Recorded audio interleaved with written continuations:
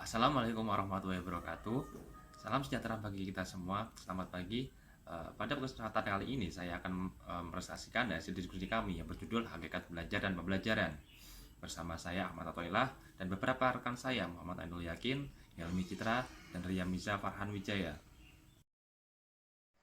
Baik, terima kasih. Kali ini saya akan menjelaskan mengenai pengertian belajar menurut para ahli. Yang pertama, ada pengertian belajar menurut James Whittaker.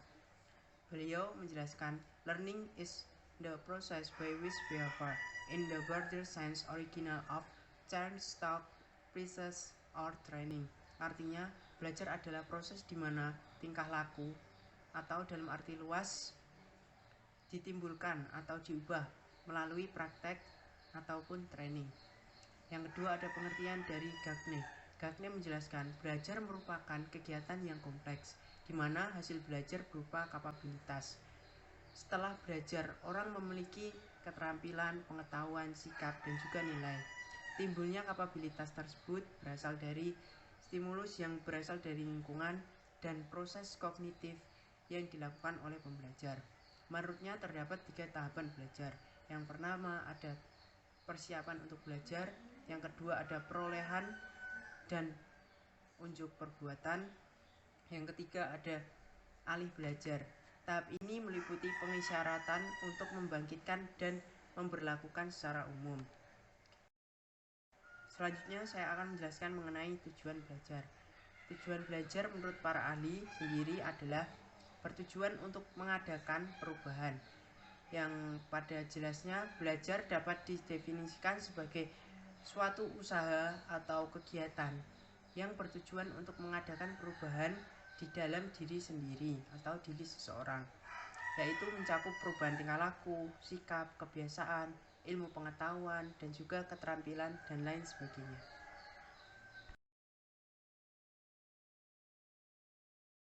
Terdapat faktor-faktor yang mempengaruhi belajar. Berhasil tidaknya seseorang dalam belajar bertanggung jawab pada banyak faktor, antara lain kondisi kesehatan, keadaan inteligensi dan bakat, keadaan minat dan motivasi, cara belajar siswa, keadaan keluarga, dan lain sebagainya. Berikut merupakan faktor-faktor yang menentukan atau mempengaruhi belajar. Dapat dilihat dari 2 faktor yang meliputi faktor dari luar diri belajar dan faktor dari dalam diri belajar. Yang pertama, faktor-faktor yang berhasil dari luar diri belajar. Dan ini masih lagi dapat digolongkan menjadi 2 golongan dengan catatan bahwa overlapping ada 2, yaitu yang pertama faktor-faktor non-sosial. Faktor-faktor ini dapat dikatakan juga tidak terbilang banyak jumlahnya, seperti keadaan udara, suhu udara, cuaca, waktu seperti pagi, siang, malam, letak tempat, alat-alat yang dipakai untuk pembelajaran atau alat penunjang pembelajaran. Hal-hal tersebut harus diatur sedemikian rupa, diusahakan agar dapat memenuhi syarat-syarat menurut pertimbangan didaktis, psikologi, dan pedagogis. Yang kedua, faktor-faktor sosial. Faktor-faktor ini adalah faktor manusia, baik manusia itu hadir maupun tidak hadir. Kehadiran orang lain pada waktu seorang sedang belajar banyak sekali mengganggu situasi belajar. Misalnya, suatu kelas sedang melakukan ujian, kemudian mendengar suara anak yang ribut di samping kelas. Atau seseorang sedang belajar di kamar, kemudian ada 1 atau 2 orang yang keluar masuk pada kamar tersebut. Faktor-faktor sosial yang telah tersebut umumnya bersifat mengganggu situasi proses belajar dan prestasi belajar. Sebab hal tersebut mengganggu konsentrasi. Hal itu perlu diatur agar belajar berlangsung dengan sebaik-baiknya. Selanjutnya yang kedua yaitu faktor-faktor yang berasal dari dalam diri pembelajar. Dan faktor-faktor dari dalam ini pun datang lagi digolongkan menjadi 2 golongan. Yang pertama faktor-faktor fisiologis. Pada faktor ini harus ditinjau sebab bisa terjadi yang melatar belakangi aktivitas belajar karena jasmani yang segar ataupun kurang segar, atau keadaan lelah dan keadaan tidak lelah akan mempengaruhi situasi dari belajar. Yang ada hubungannya dengan hal ini terdapat 2 hal, yaitu yang pertama, cukupnya nutrisi karena kekurangan bahan makanan. Ini dapat mengakibatkan kekurangan turnus jasmani. Akibatnya terdapat kelesuan. lekas mengantuk, lelah, dan lain sebagainya. Yang kedua, adanya beberapa penyakit yang kronis seperti pilek, influenza, sakit gigi, dan lain-lain. Hal ini sangat mengganggu belajar, maka perlu diperhatikan serta pengobatan terlebih dahulu sebelum melakukan pembelajaran. Di samping itu, fungsi jasmani tentunya terutama fungsi-fungsi panca indera, sebab panca indera merupakan pintu gerbang, maksudnya pengaruh ke dalam diri individu. Dan yang kedua, faktor-faktor psikologis. Faktor ini mempunyai andil besar terhadap proses berlangsungnya belajar seseorang. Menurut Adnan and Fredson, bahwa hal-hal yang dapat mendorong seseorang untuk belajar itu adalah sebagai berikut. Yang pertama, adanya sifat ingin tahu dan ingin menyelidiki dunia yang lebih luas. Yang kedua, adanya sifat kreativitas yang ada pada manusia dan berkeinginan untuk selalu maju. Yang ketiga, adanya keinginan untuk mendapat simpati dari orang tua, guru, dan teman-teman. Yang keempat, adanya keinginan untuk memperbaiki kegagalan yang lalu dengan usaha baru, baik dengan kooperasi maupun kompetisi. Dan yang terakhir, adanya keinginan untuk mendapatkan rasa aman bila telah menguasai pelajaran. Selanjutnya saya akan menjelaskan tentang tipe-tipe belajar. Dalam pendidikan, teori-teori tentang belajar dan pembelajaran merupakan suatu rangkaian yang sangat membantu seseorang mendidik untuk melakukan kegiatan pembelajaran dan pengembangan pembelajaran itu sendiri. Dengan memperhatikan aktivitas yang berlangsung dalam belajar serta tahapan-tahapan perkembangan anak, dikelompokkan belajar atas 8 tipe, ini sebagai berikut. Yang pertama, signal learning atau belajar isyarat tanda. Tipe belajar ini merupakan tahapan pertemuan yang merupakan proses penguasaan pola-pola tingkah laku yang bersifat involuntary atau tidak disengaja dan tidak disadari. Misalnya, anak menolak untuk dibawa ke dokter sebagai reaksi atas pengalaman yang kurang menyenangkan. Kondisi yang diperlukan bagi berlangsungnya tipe belajar ini adalah perangsang atau stimulus tertentu diberikan secara berulang atau repetition. Yang kedua, stimulus response learning. Tipe belajar ini termasuk classic condition atau belajar dengan trial dan error. Kondisi yang diperlukan untuk berlangsungnya tipe belajar ini adalah faktor reinforcement. Yang ketiga adalah chaining atau mempertautkan. Tipe chaining disebut juga belajar membentuk rangkaian tingkah laku atau chaining molar. Proses belajar ini berlangsung dengan menghubungkan gerakan satu dengan gerakan yang lain. Contoh sederhananya siswa masuk ke kelas, duduk, mengambil buku, dan lain seterusnya. Yang keempat, verbal associatory. Tipe ini memberikan reaksi verbal pada stimulus yang datang, misalnya buku, bahasa yang disenangi, balok, makanan, catatan, dan nomor telepon. Selanjutnya, discrimination learning atau belajar membedakan. Dalam tahap ini, siswa mengadakan diskriminasi atau seleksi dan pemilihan atas perangsang, serta memilih respon yang sesuai di antara alat tulis yang ada dapat menyebabkan mana prioritas pilihan dan mana pula yang tidak. Selanjutnya, konsep learning atau belajar konsep. Kemahiran mengadakan diskriminasi akan membantu siswa dalam menentukan persamaan-persamaan serta menentukan karakteristik dari stimulus yang ada. Selanjutnya, berdasarkan hal ini akan diperoleh pengertian tertentu atau konsep seperti pensil, buku, ballpoint, dan lain sebagainya. Yang ketujuh, rule learning atau belajar membuat generalisasi atau hukum-hukum dan disebut juga menghubungkan beberapa konsep. Pada tingkat ini, siswa mengadakan kombinasi dari berbagai konsep dengan mengapresiasikan logika, yaitu induktif, deduktif, analisis, sistem komparasi, dan kausalitas, sehingga siswa dapat menemukan kesimpulan tertentu berupa dalil, aturan, hukum, prinsip, dan lain sebagainya. Selanjutnya adalah problem solving atau pemecahan masalah. Dengan menggunakan hukum, dalil atau prinsip yang ada dari sistem sebelumnya, siswa merumuskan dan memecahkan masalah-masalah. Proses belajar problem solving berlangsung dalam beberapa tahapan yang sistematis. Pada slide kelima ini, kita akan membahas tentang kedudukan belajar dalam strategi pembelajaran. Dalam setiap kegiatan pembelajaran tentunya ada kegiatan belajar, di mana ada interaksi antara guru dan juga siswanya dalam menjelaskan materi agar siswa mampu mempelajari apa yang diajarkan oleh guru tersebut.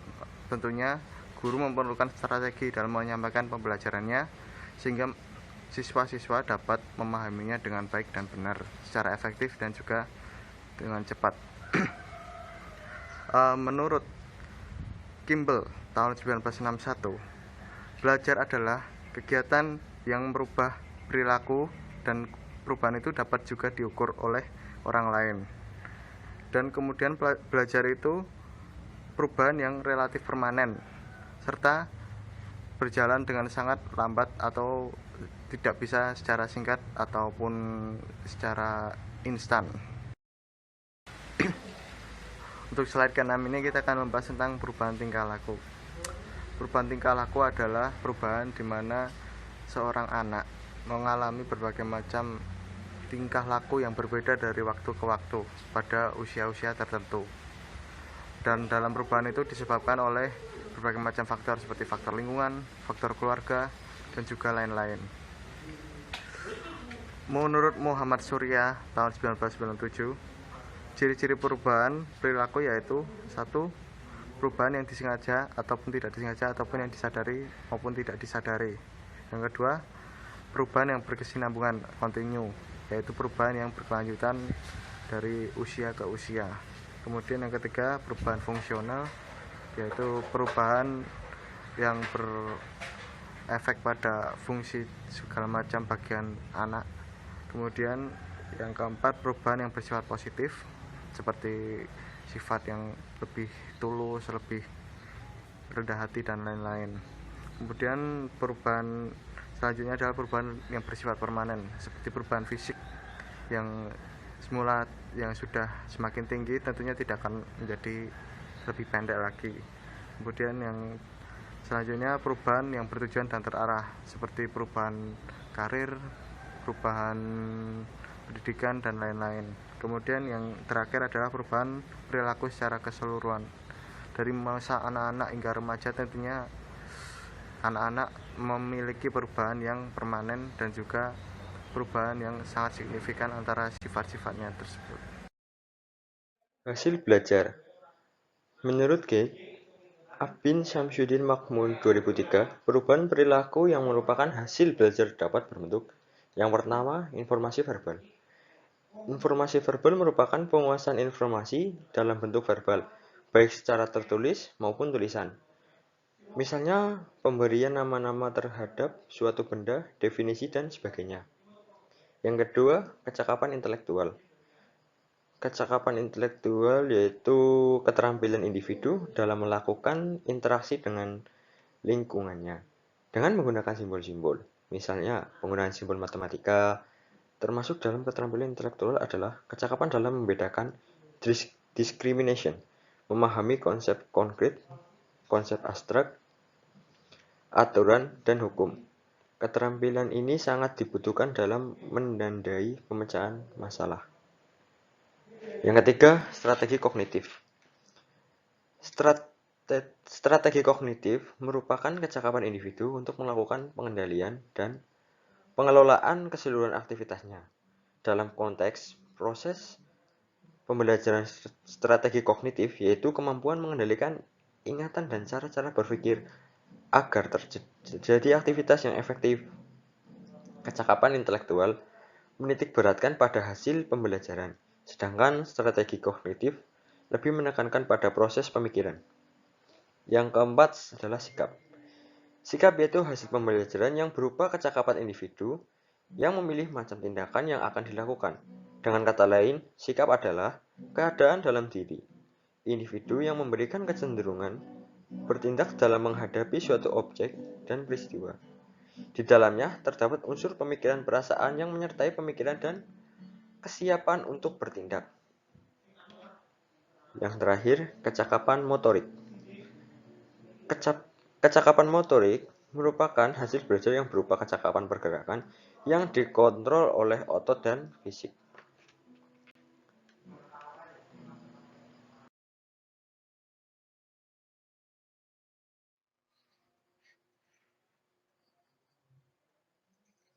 Selanjutnya adalah evaluasi.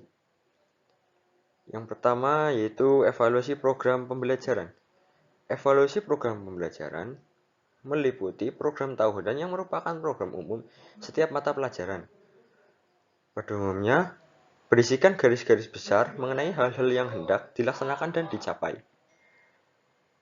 Program yang ada dalam program pembelajaran merupakan menyelesaikan program pembelajaran untuk menyelesaikan masalah, yaitu objek evaluasi, yakni evaluasi terhadap tujuan pengajaran. Evaluasi terhadap ini program pengajaran dan evaluasi terhadap strategi belajar mengajar. Yang kedua, evaluasi kegiatan pembelajaran. Evaluasi kegiatan pembelajaran merupakan proses pelaksanaan pengajaran yang mencakup kesesuaian antara proses belajar mengajar yang berlangsung, kesiapan guru dalam melaksanakan program pengajaran, kesiapan siswa dalam mengikuti proses pembelajaran, minat atau perhatian siswa dalam mengikuti pelajaran.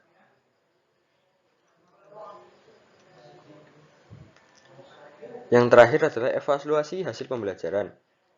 Evaluasi terhadap hasil belajar peserta didik ini mencakup evaluasi mengenai tingkat penguasaan peserta didik terhadap tujuan-tujuan khusus yang ingin dicapai dalam unit-unit program pengajaran yang bersifat terbatas. Evaluasi mengenai tingkat pencapaian siswa terhadap tujuan-tujuan umum pengajaran untuk sendiri. Dari ketiga ruang lingkup evaluasi pendidikan yang telah diuraikan tersebut, maka dapat disimpulkan bahwa evaluasi pendidikan bukan hanya sekedar kumpulan-kumpulan teknik-teknik yang diperlukan oleh guru dalam mengukur, tetapi hasil belajar siswa merupakan suatu proses yang mendasari seluruh proses pendidikan, terutama dalam bentuk pengajaran yang baik. Sekian presentasi yang dapat kami presentasikan. Apabila terdapat kesalahan dalam pengucapan atau penulisan kalimat, kami mohon maaf sebesar-besarnya. Assalamualaikum warahmatullahi wabarakatuh.